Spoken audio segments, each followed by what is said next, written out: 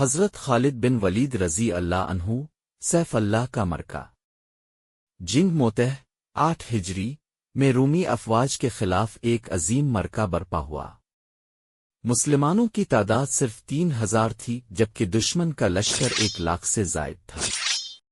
شروع میں اسلامی لشکر کی قیادت 3 عظیم صحابہ کرام رضی اللہ عنہم کے پاس تھی، حضرت زید بن حارثہ، حضرت جعفر بن ابی طالب، حضرت عبداللہ بن رواحہ۔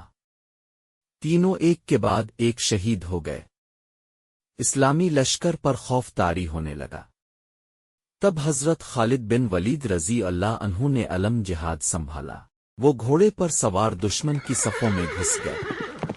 ایک کے بعد ایک تلوار ٹوٹتی گئی، یہاں تک کہ 9 تلواریں ٹوٹ گئیں، لیکن ان کا حوصلہ، بہادری اور تدبیر نہ ٹوٹی۔ انہوں نے نہ صرف دشمن کو روکا بلکہ ایسی حکمت عملی اپنائی کہ دشمن یہ سمجھ بیٹھا کہ اسلامی فوج کو کمک پہنچ گئی ہے۔